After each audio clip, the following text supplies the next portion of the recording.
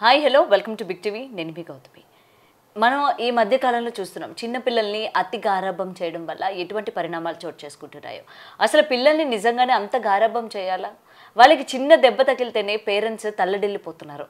So నిజానికి parents ఈ విధంగా ఉండడం వల్ల ఆ ప్రభావం పిల్లలపైన ఎలా అంటే ఏ విధంగా పడిపోతుంది, అండ్ పిల్లలు ధైర్యవంతులాగా సొసైటీలోని ఎలా రాణించగలుగుతారు? సో వీటి గురించి మాట్లాడదాం. ఇవాళ మనతో పాటు సోషల్ యాక్టివిస్ట్ మనోజ్ నామాల గారు ఉన్నారు. మ్యామ్ నమస్తే. నమస్తే గౌతమి. పిల్లలు అంటే ఈ మధ్య కాలం ఇంతకు ముందు మనం చూసుకుంటే స్కూల్కి వెళ్ళకపోయినా తినకపోయినా తల్లులు దారుణంగా కొట్టేవాళ్ళు, చీపురు కట్టి అంటే విరిగేటట్టు. ఎందుకంటే నేను కూడా తిన్నాను కాబట్టి. మీరందరూ బాధితులు నాకు అర్థమైంది. అదే. కానీ ఇప్పుడు ఏంటంటే పిల్లలు జస్ట్ చిన్న దెబ్బ తగిలినా సరే తల్లి అంటే పేరెంట్స్ అయ్యి బాబు ఏమైపోయిందో అని చెప్పి over caring, over pampering. So ఈ విధంగా చేయడం వల్ల ఆ ప్రభావం పిల్లల మీద ఏ విధంగా ఉంటుందంటారు? ఇప్పుడు గౌతమి ఇది చాలా కష్టమైనటువంటి సబ్జెక్టు. ఎందుకంటే పిల్లల్ని గారం చెయ్యాలా వద్దా అని అంటే, గారం చేయొద్దంటే తల్లులందరూ నన్ను వచ్చి కొడతారు. ఏంటండి మీకు పిల్లలు లేరా, మీరు గారం చేయరా అని.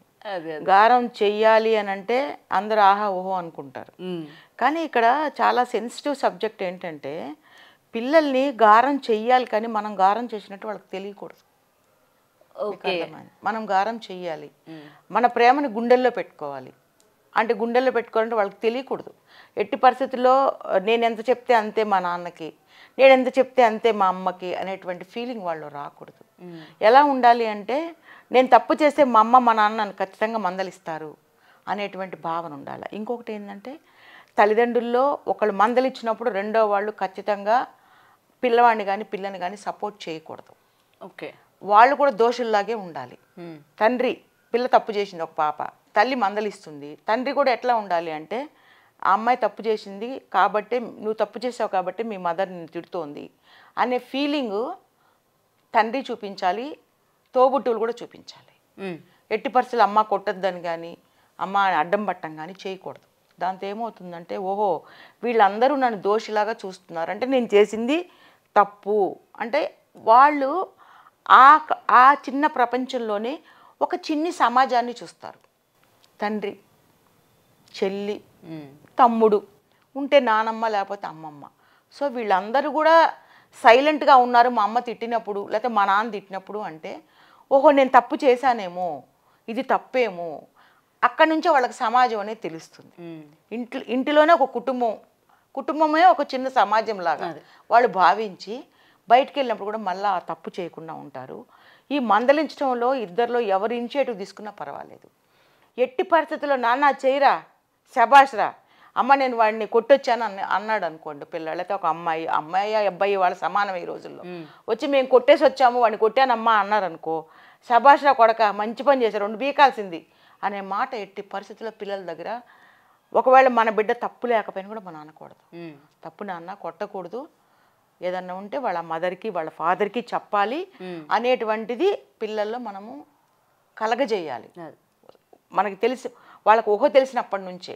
చూడండి, మీరు చిన్నపిల్లలప్పుడు, మీరు కూడా చిన్నపిల్లలప్పుడు మేము చూసుంటాము, కింద పడంగానే అమ్మో పడిపోయావా, అయ్యో నాన్న పడిపోయావరా అంటే వాడు ఇంకా ఏడుస్తాడు ఎక్కువ. అవును, ఎక్కువ ఓవర్ చేస్తాడు. గమ్ముగా చూసిస్తున్నట్టున్నాం అనుకోండి, వాడు ఓహో నన్ను ఎవరు పట్టించుకోలేదు వాడు కానీ అమ్మాయి కానీ చక్కగా లేచి నిలబడతారు. ఇది నాకు కామన్, పడడం అనేది కామనేమో, పడడము లేవడం కామనేమో అన్న చిన్న జ్ఞానం వాళ్ళకి ఆ చిన్న ఏజ్ నుంచే తెలుస్తుంది. అలా పడినప్పుడు 2-3 సార్లు ఇంకా కొంచెం పెద్దయినా పడినా కూడా ఏమనుకుంటారు, ఆ రోజు మా అమ్మ పక్కనే ఉంది, మా నాన్న పక్కనే ఉన్నాడు, ఏమీ అనలేదు అంటే ఇది కామనేమో, పడడం లేవడం అనేది కామనేమో అంటే రొటీను, దీనిలో ప్రత్యేకత ఏం లేదు, సో నాకు కూడా దెబ్బ తగిలిందని నేను అనుకోకూడదు అని వాడు లేచి వాడు దులుపుకొని పైకి లేస్తాడు. ఆ యొక్క లక్షణమే వాళ్ళకి ఫ్యూచర్లో ఒక మంచి బాటని వేస్తుంది.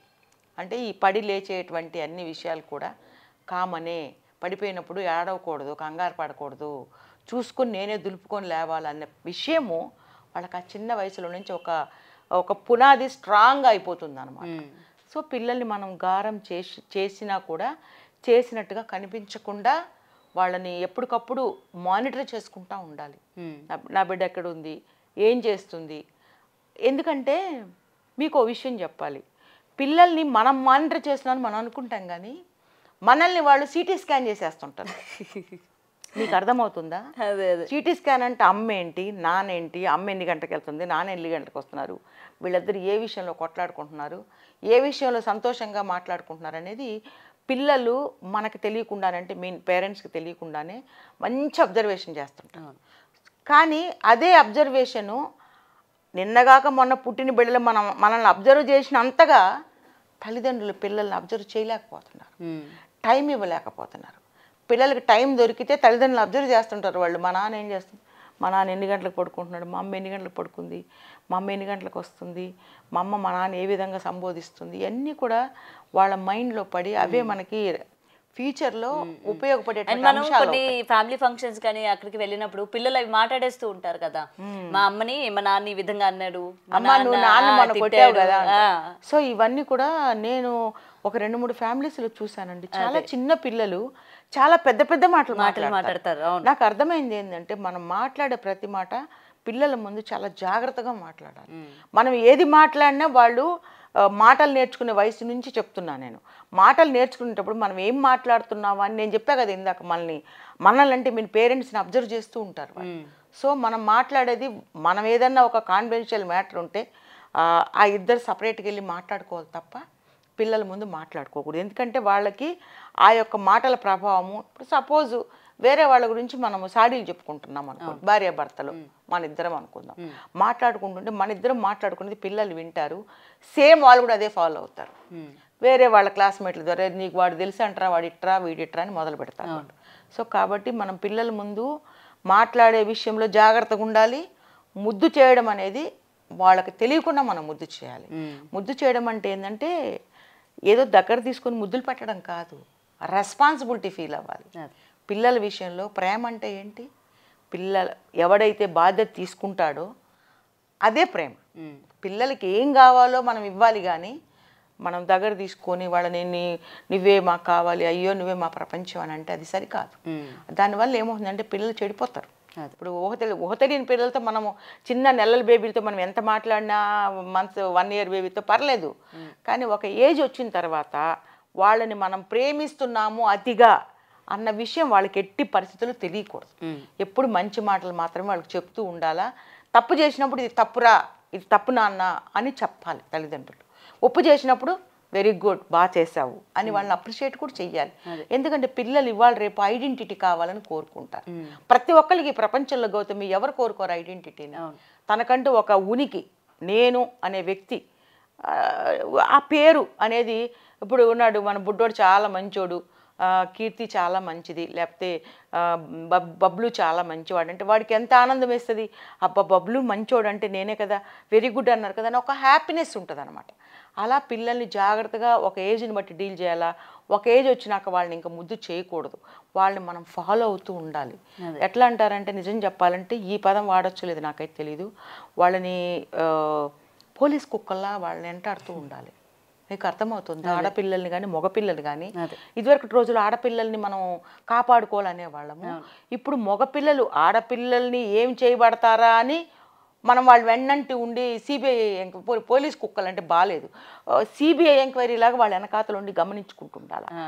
ఆడపిల్లల అట్లా మగపిల్లని ఈ పిల్లగాడు వెళ్ళి అక్కడ ఏం చేస్తాడో, ఎక్కడ మంట పెడతాడో, ఎక్కడ నిప్పు పెడతాడో, ఎక్కడ ఏ పిల్లని గిల్లుతాడో, ఏం చేస్తాడో అనేది మనము పిల్లలు వెనకాల ఉండడం అంటే వాళ్ళ మొబైల్ ఏం చేస్తున్నారు, ఎంతమంది ఫ్రెండ్స్ ఉన్నారు, రోజుకు వీడితో యావరేజ్గా ఎంతమందితో మాట్లాడుతున్నాడు, అసలు ఫోన్ వాళ్ళకి ఏ వయసులో ఇవ్వాలి.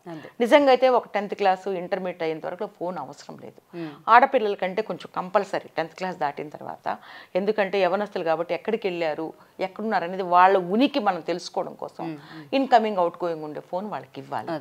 కానీ మగపిల్లలకి ఇచ్చినప్పుడు ఎక్కడికి పోతున్నారు, ఎవరితో మాట్లాడుతున్నారు, ఎంతసేపు మాట్లాడుతున్నారు, రాత్రులు నిజంగా పడుకుంటున్నారా, మొబైల్ చూస్తూ ఉంటున్నారా, ఇవన్నీ మనం అబ్జర్వ్ చేయాలి. ఇలాంటి విషయాల్లో గారాలు చేసుకున్నాం అనుకోండి, వాళ్ళని మనము పశ్చాత్తాపడేటువంటి రోజు ఒకటి వస్తుంది. పిల్లల్ని మనం ఆ రోజు మనం మందలించలేకపోయామే అనేటువంటి ఒక రిగ్రెట్ అయితే మనలో వచ్చేటువంటి పరిస్థితి ఉంది. కాబట్టి పిల్లల్ని గారం చెయ్యాలి, చేసినట్టు పిల్లలకు తెలియకూడదు. పిల్లల్ని ప్రేమించాలి, ప్రేమించినట్టు పిల్లలకు తెలియకూడదు. ప్రేమ అంటే కేవలం మామూలు ప్రేమ కాదు, రెస్పాన్సిబిలిటీ తీసుకోవాలి. వాళ్ళ భవిష్యత్తుకి పునాదులు ఎక్కడ వెయ్యాలి, ఎలా వేస్తే వాళ్ళు మంచి దారిలో వెళ్తారు అనేది తల్లిదండ్రులు ఇద్దరు మాట్లాడుకొని చేయాల్సినటువంటి అంశం. For more videos like this, subscribe Big TV channel.